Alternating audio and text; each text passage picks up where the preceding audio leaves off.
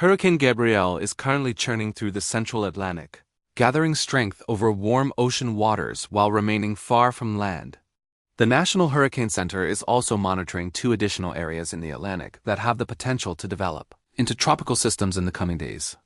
Gabrielle's sustained winds were reported at 90 miles per hour as of Monday morning, placing it firmly in hurricane strength. The storm is located approximately 210 miles southeast of Bermuda and is moving north-northwest at around 10 miles per hour. Meteorologists say the hurricane is likely to rapidly intensify while moving over open waters, and it is expected to pass east of Bermuda on Monday. Although Gabrielle remains over the ocean, authorities caution that the storm could still produce hazardous conditions for coastal regions. In particular, life-threatening surf and rip currents are possible along the U.S. East Coast from North Carolina northward through the early part of this week. Beachgoers are advised to follow local marine forecasts closely before entering the water, as strong currents and high waves could pose serious risks, even in the absence of a direct landfall. The National Hurricane Center reports that Gabrielle has the potential to rapidly intensify into a major hurricane, reaching Category 3 strength or higher by Tuesday. Rapid intensification has become more common in recent years, a trend experts attribute to warmer ocean waters and climate change. Meteorologists emphasize that even storms that do not make landfall can affect shipping lanes, offshore installations, and coastal waters through high waves, dangerous rip currents, and gusty winds. In addition to Gabrielle, the National Hurricane Center is closely monitoring two tropical waves that could potentially become named storms later this week. One of these systems, located in the central Atlantic, is steadily organizing. Environmental conditions around this wave are becoming more favorable for development, giving it a medium chance of strengthening into a tropical depression or tropical storm. If this system develops, it will likely receive the name Humberto, following the naming list for the 2025 Atlantic hurricane season. A second tropical wave, situated more than 500 miles east of the Lesser Antilles, remains weaker and less organized.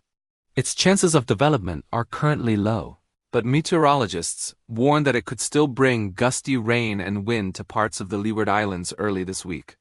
Even without an official storm designation, such weather can disrupt travel, affect outdoor activities, and pose risks to communities in the path of strong wind gusts and heavy rainfall.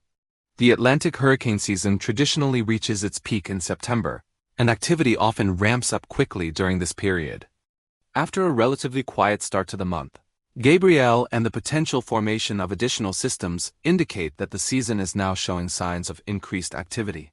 Meteorologists emphasize that residents in hurricane-prone areas should remain vigilant and prepare for rapidly changing conditions. Hurricane Gabrielle's trajectory currently suggests it will remain over open water, moving north and eventually northeast.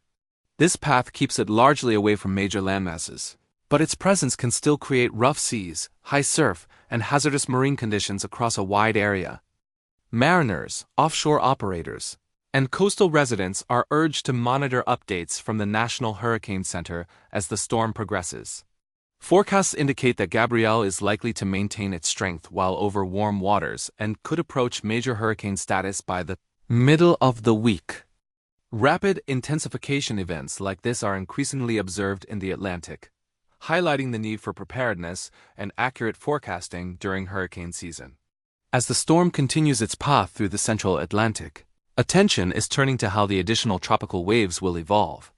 The system that may become Humberto is expected to organize further over the coming days, while the weaker wave near the Lesser Antilles could produce short-term impacts despite its lower likelihood of developing into a tropical storm. Authorities in the Caribbean are monitoring conditions and advising residents to stay alert for sudden changes in weather, including strong wind gusts, localized heavy rain, and potential coastal flooding. In summary, Hurricane Gabrielle remains the most powerful system in the Atlantic at this time, moving over open water with sustained winds of 90 miles per hour. Two additional tropical waves are being closely watched, one with a medium chance of development and another weaker system that could still impact islands in the eastern Caribbean. While Gabrielle is not currently expected to make landfall, life-threatening surf and rip currents are possible along portions of the U.S. East Coast. Meteorologists and emergency management officials stress that preparation and vigilance remain critical as hurricane season enters its peak. Residents in potentially affected areas should review emergency plans, secure property as necessary, and remain updated on the latest forecasts. The combination of Gabrielle and the potential development of new systems illustrates the dynamic and sometimes unpredictable nature of the Atlantic hurricane season, underscoring the importance of ongoing monitoring and public awareness. As of now, Gabrielle's movement and intensity are being closely tracked, with the National Hurricane Center providing regular updates. Mariners, coastal communities, and residents in the Atlantic and Caribbean regions are urged to remain informed and heed advisories, even as the storm continues to stay over open water.